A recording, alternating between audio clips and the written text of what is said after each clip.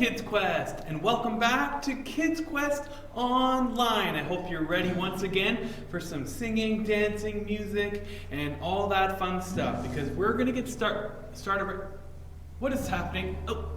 Oh, I know. We're going to be singing the Blast Off song. So that means you got to get down nice and low too. Here we go. 10, 9, 8, 7, 6, 5, 4, 3, 2, 1. Blast off! Oh, somewhere in outer space, God has prepared a place for those who trust Him and obey. Yeehaw! Jesus will come again, and though we don't know when, the countdown's getting lower every day. 10 and 9, 8 and 7, 6 and 5 and 4. Call upon the Savior while He may. Yeehaw! 3 and 2, coming through the clouds in bright array. The countdown's getting lower every day. Jesus was crucified, suffered and bled and died, but on the cross He did not stay. No way! He made His promise true. I will come back for you. The countdown's getting lower every day. 10 and 9, 8 and 7, 6 and 5 and 4. Call upon the Savior while He may. Yeehaw! 3 and 2, coming through the clouds in bright array. The countdown's getting lower every day. One more time. 10 and 9, 8 and 7, 6 and 5 and 4. Call upon the Savior while He may. 3 and 2, coming through the clouds in bright array. The countdown's getting lower every day.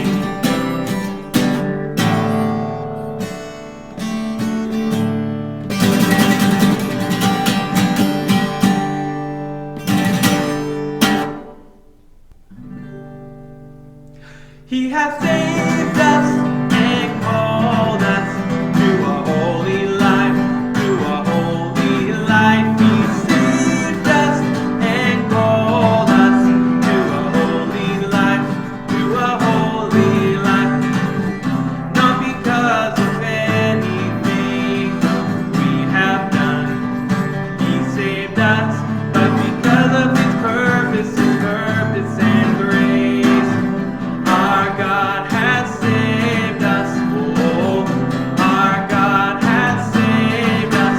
He has saved us and called us to a holy life, to a holy life. He saved us and called us to a holy life, to a holy life. His grace was given us in Jesus before the beginning of time. Our God has saved us. Oh, our God has saved us.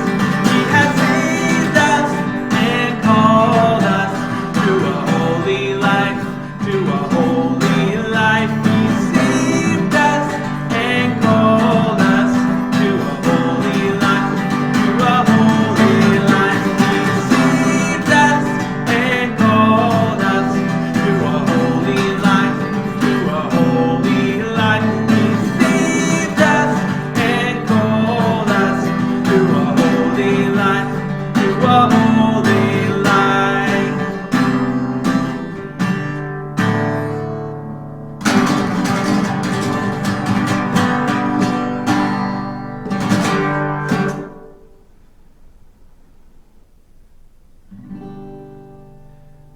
To the one who made the galaxies, what's a storm upon a raging sea? What is sickness to the one who heals? Even death must kneel, even death must kneel. For the one whose reach is limitless, never hidden in the heights or depths. Through the valleys and the wilderness, we are in your hands, we are in your hands. We can walk through fire, and not fear the flame. There's no night, no divide that can separate.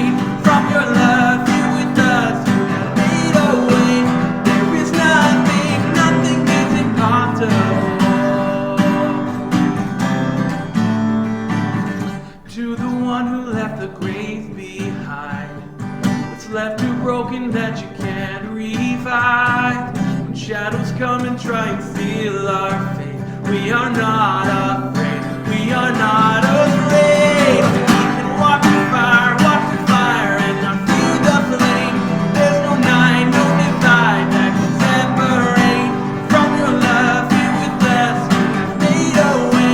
There is nothing is impossible. We can walk through fire, and not fear the flame. There's no night, no divide that can separate from your love. Here with us, you have made a way. There is nothing is impossible. The war's already won, the work's already done. What's in our way? Nothing is impossible. The war's already won, the work's already done. What's in our way? Nothing is impossible. The war's already won, the work's already done. What's in our way?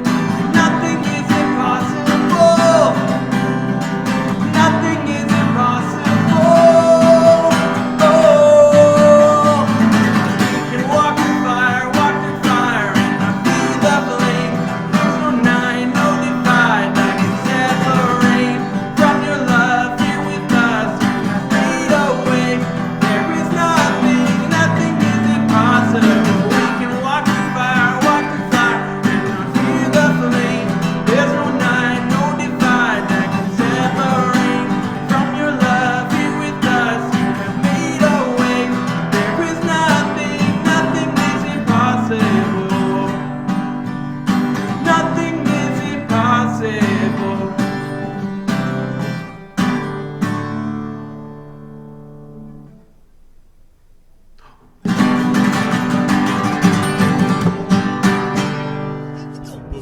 Cottonwood Trails. Sing that again. Tales from Cottonwood Trails. I like that. Spend some time with some good friends of mine. That's me. The gang from Cottonwood Trails. Oh, hey guys, how's it going? It's Bebop again. Last week we started a story from Cottonwood Trails, and if you missed it, you should go back and listen and watch because it was really fun. Rob told the animals a story of Milligan's Island, and it connected to the Bible, and we learned about grace, and we learned about forgiveness, and it was really great. I definitely think you should check it out. But if you did see last week's video, then you know that the animals were so excited by Rob's story that he told last week that they wanted to all tell their own stories. And Rob thought that was a great idea, and so he had gotten the animals to go write down the stories that they wanted to write. But he had one rule, and that rule was that the animals had to connect their stories to a Bible passage, and they had to figure out what the connection would be. Well, they all got back together. It was around the campfire again, and they were all excited. They all had their stories ready to go. And Rob looked at the animals, and he goes, "Okay, guys, I'm super excited about this. You guys have written down your stories. You've got them connected to Bible passages. Now, who wants to go first?" And he looked at the animals. They all stayed silent. And Rob goes, "Morton, how about you? Do you want to go first?" With what? I'm confused. What's going on here? Remember, Morton, you were supposed to write down a story and then have it connect to the Bible passage, and I was gonna read them out. Oh yeah, no, I remember that. But what do you want me to go first for? Well, do you want me to read your story first? Oh, no, I do not. Well, why not? Come on, Morton. You know, if you don't want to go, maybe Oz. Oz, do you want to go first? Oh, I don't know. I'm kind of nervous. My story's, well, I don't know if it's ready yet, Rob. Well, come on. Somebody's got to go first. Is anybody going to volunteer? Come on. Well, the animals all looked around, and no one really wanted to volunteer. And slowly, everyone kind of turned and looked at Matilda. And Matilda the porcupine goes, "Man, all right, I guess I can start with my story. You guys are all chicken. Come on now." Actually, Matilda, I'm a badger. Joke's on you. You know what I mean. Anyway, here's my story, Rob. And let me tell you, this is going to be one of the best stories y'all ever heard. Last week, that story was a little dull. No offense, Rob. But this week, my story is going to get your heart pumping. Well, that sounds really good, Matilda. Let's check this out. Oh, wow, okay. The title of your story, Matilda, is Terror in the Street. Terror in the Street. I told you it's going to get your heart pumping. It's a pretty scary one. Oh boy, scary stories aren't my favorite, but, well, I guess we're going to just read this and hope for the best here, Matilda. I hope it's not too scary. Well, I didn't pull back, if that's what you mean. Well, I wouldn't expect you to, Matilda. That just wouldn't be you. Well, hopefully this isn't too scary, guys. Here we go. Terror in the Street. And with that, Rob began reading Matilda's story. Now, I will warn you, it is a little bit scary. So, if you guys don't really like scary stories, well, hopefully you're watching with your parents and you can kind of skip through some parts, because it is a little bit scary, a little bit creepy. But that's the way Matilda likes it. She likes the stories that cause suspense and make her heart race. Well, Rob started reading through the story, Terror in the Street by Matilda the Porcupine. There was once a great detective, well, an okay detective, named Sherlock Holmes. And he had a sidekick, or an assistant, named Dr. Walnut. And Sherlock Holmes and Dr. Walnut, they made it their job to go out and solve mysteries and solve crimes that were happening in their city, which just so happened to be London, England. Well, Sherlock Holmes and Dr. Walnut, they had been solving mysteries for quite a while, and there just so happened at that time to be a massive mystery going on in London. There was mysterious crime happening, lots of vandalism, lots of things that were being stolen. All kinds of very mysterious things were happening. And Sherlock Holmes and Dr. Walnut decided that they were going to solve the mystery. And one night, they went out together to look for clues. Well, my dear Dr. Walnut, do you see any clues around that might help us in discovering what has been going on around here? What? No, sir, I don't see much. But, I'm just the assistant. You're the one who's the detective. Maybe you should go look for clues, sir. A fine thing to tell me, sir. Suggestion, that's the word. Sure, let's go look for clues, I guess. So with that, they went off into the night searching for vandalism, searching for mysterious people wandering around, searching for anything that might tell them what was going on. Well, as they were walking down the dark corridor, they heard a crash in the distance. And their ears perked up, and Dr. Walnut looked at Sherlock Holmes, and he goes, Sir, maybe we should go check out what that sound was. Yes, I do think that might be a good idea, Dr. Walnut. Lead the way, sir. And so they ran towards the noise, and there they saw a police officer. A really big police officer, and he was standing over this big garbage can that had been dumped over, and all the trash was all over the ground. And Sherlock Holmes went up to the police officer, and he said, My good sir, I have caught you red-handed. Well, actually, your hands kind of look more brown, but I have caught you, sir, vandalizing this garbage can. What do you mean? I just found it this way. I heard the crash the same as you. Oh, well, all right. Did you see anything suspicious then? No. Well, actually, yeah, I did see someone running off that way. I would go after him, but I don't really like to run much. And with that, the police officer took a sip of the Coca-Cola he was holding. If you wanted to go after him, that'd be good. Oh, okay, sir, we will. Come on, Dr. Walnut, that direction. And so they went off that way. the direction that the police officer had told them to go.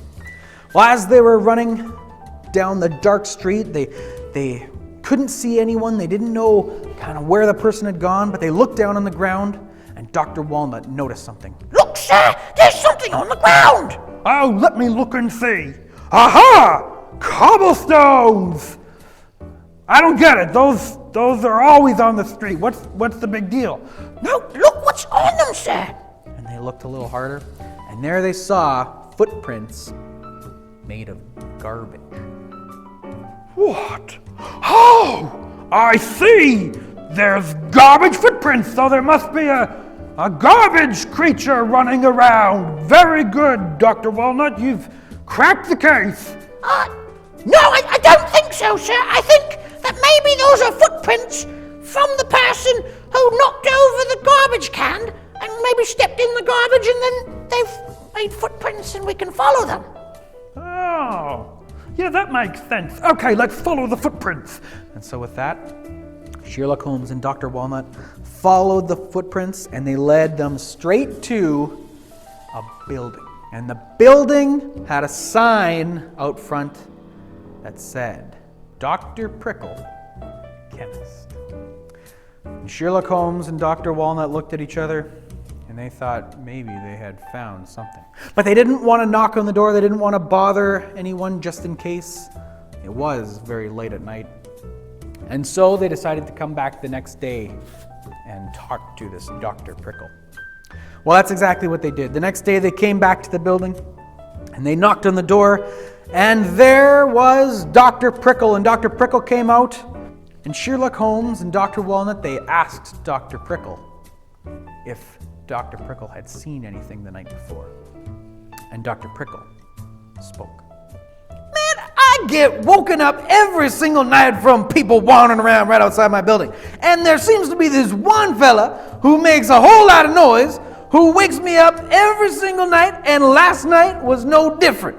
Well, that is quite interesting, Dr. Prickle, because last night we followed someone to your building.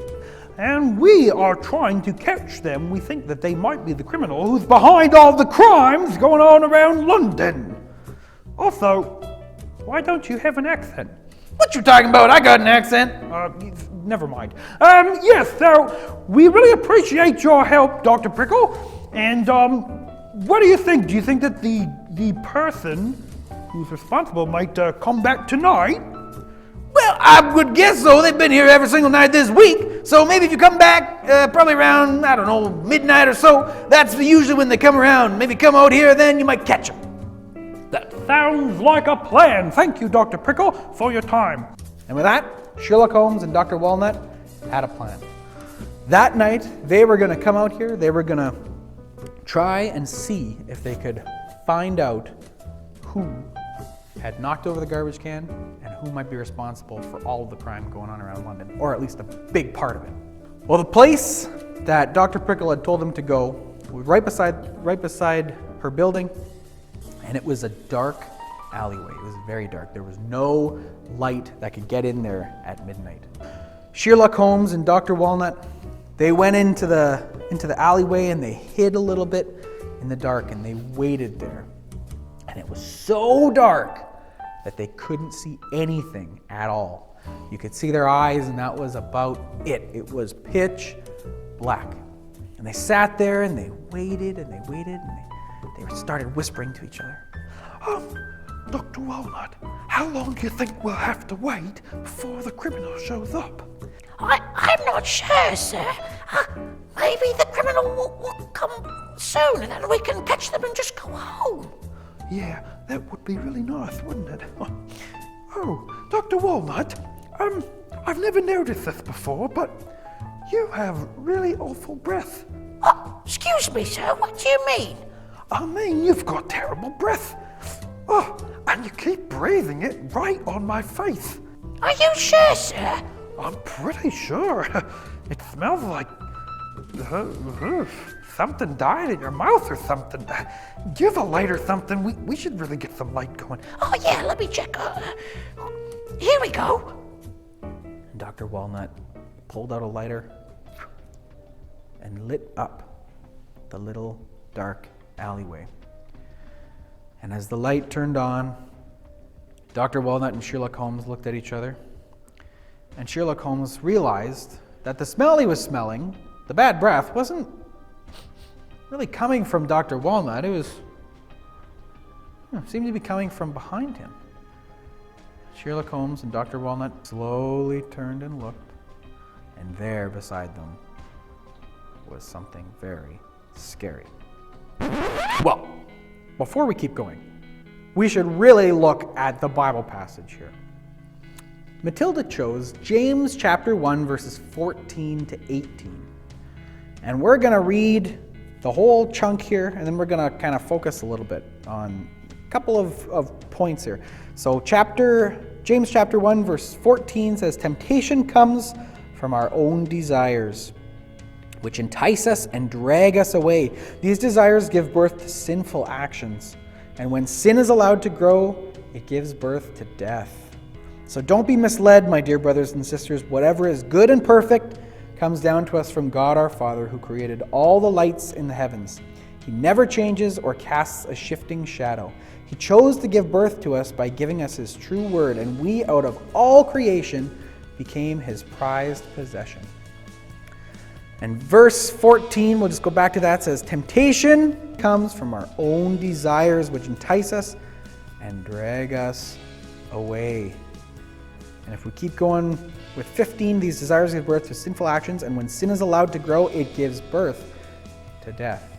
You see, this scary-looking creature that Sherlock Holmes and Dr. Walnut had found was in fact Dr.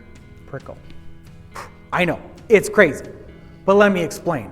You see, Dr. Prickle is a chemist, which means that her job is to make concoctions, make medicine, make all kinds of things, mixing chemicals. Well, while she was doing this one day, she mixed two chemicals that she had never mixed together before. And she didn't know what they do, and so and this is very dangerous, we should never do this, she decided to try it out. She decided to drink the chemicals herself, and you know what happened? The chemicals changed her into this different creature. And as this creature, Dr. Prickle, decided that she just felt really good when she went out and she would vandalize things and she would steal things and she would do all kinds of terrible things. And she realized that she could do all these things as this terrible, scary creature, and no one would be able to find out that it was her. And the next day when she turned back into her normal self, she felt really good. She liked doing all that bad stuff. And so that night she took the chemicals again and she went out and did the same thing. She found all kinds of bad stuff that she could do, all kinds of crime that she could commit, all kinds of sin that she could do, bad stuff. And she really, really liked it. And the more that she did it, the more that she wanted to become that monster, and the more that she wanted to do bad stuff. That's a little scary. And it's just a pretend story, right? Nobody just turns into some other creature, and no creatures like this exist. But when we do bad stuff, when we sin, sometimes it feels pretty good. It feels good to do bad stuff sometimes. And maybe our conscience inside of us is telling us, no, we shouldn't do that. And it's trying to pull us to do what's right. And we know that we should follow God, but sometimes it just might feel so good to punch your brother in the face when they're being mean to you, or to take someone's chocolate bar and eat it. You get the satisfaction of eating that chocolate, but it's wrong. And the more that we give in to doing that bad stuff, the more that it's almost like this creature growing inside of us, and it's harder and harder to stop, and we can get more and more caught up in the bad stuff that we do. And that's kind of what this verse in the Bible is talking about. Temptation is when we are given a choice, when we're given the choice if we want to do something good or we want to do something bad. And the temptation to do something bad sometimes takes over, and we go, oh, I want to do that bad thing even though I know I shouldn't. But the Bible says that these desires can give birth to sinful actions. And when sin is allowed to grow, it gives birth to death. And so this terrifying monster that Dr. Prickle had let herself become was looking at Sherlock Holmes and Dr. Walnut. And Sherlock Holmes and Dr. Walnut looked at each other, and they looked back at the monster. And Sherlock Holmes said, Hello, milady. What might your name be? and the monster just looked at them. Okay. Dr. Walnut, this is, Mrs. And with that, Dr. Walnut and Sherlock Holmes, they ran and they tried to hide and they tried to get away from the monster. But the monster chased after them, and in one giant leap, she grabbed both Sherlock Holmes and Dr. Walnut and ate them both in one gulp. Whoa. Are you kidding me right now, Matilda? Rob, you can't let this happen. This is terrible. Matilda made a story where she eats me in Oz. That's right, boys. You were probably so happy that you got to be the heroes of my story. Well, guess what? You weren't. I was the real hero in the end. You call yourself the hero? You were the villain. You came and ate us. This is way too scary. I don't know if I can take this. I could have nightmares tonight, Rob. Matilda, this is a very exciting story, and I'm glad that you did want to write an exciting story, and that's what you did. But you can't have the ending where you eat the main characters. That's not a fun story. Man, haven't you ever seen a horror movie? Well, no, actually, I haven't. I don't really like being scared that much, and I'm with Morton. This is a bit of a gruesome ending. You should change the ending, Matilda. Man, you guys are a bunch of chickens. I already told you I am not a chicken. I am a badger. Chickens are the ones that have the big horns. I'm just going to leave that one. But Matilda, Morton is right. Maybe we should have a different ending. Can you think up a different ending? Yeah, all right. Let me just take a second here. So Matilda scribbled down a new ending, and she gave it back to Rob. And Rob goes, okay. Here we go. I'll read Matilda's new ending. So, Sherlock Holmes and Dr. Walnut were terrified, and they ran as fast as they could away from Mrs. Hyde, and Mrs. Hyde pounced after them, and right when she was about to reach them, Dr. Walnut and Sherlock Holmes look at each other, and Dr. Walnut goes, "Ducks, sir!" Where? I love ducks. But at just that moment, they both drop down, and Mrs. Hyde jumps right over them, right over the side of the bridge into the river below, and she's taken down by the river, and they never see her again. The end. Well, I think that was a much better ending. Thank you so much for that lovely story, Matilda. Man, I think that ending was terrible. The first one was definitely better. You guys are too pathetic. This is ridiculous. Well, Matilda, I agree with Morton. Thank you for changing the ending. It's a little bit less scary. I mean, we don't want to have nightmares tonight. Frank, what did you think about the story? Yeah, I really liked the cop, but he had a weird accent. That's good. Okay, well, anyway, I really liked that. And Matilda, I loved your passage of Scripture. James chapter 1, verses 14 to 18. And let's just go through it one more time really quickly here. James chapter 1, verses 14 to 18, and I just want to read verse 17 again. Whatever is good and perfect comes down to us from God our Father, who created all the lights in the heavens. So sin is a pretty scary thing. The bad stuff that we let into our lives, it can be pretty scary. We need to be very careful about what we do and what we watch on TV and what we listen to and all those things. Everything that we let in can affect us. And if we're letting in bad stuff, it can really hurt us in the long run. And the Bible says clearly that what's from God is good and perfect. And all those things that we know are right, those are the things from God. And so, if we look at our recap from last week, we learned to start our story God's way, right? So our life story, the story that we're living every day, we need to start that God's way by putting our trust in the Lord Jesus. And then we're starting the right way. And this week, the second thing, stay away from the things that pull us away from God.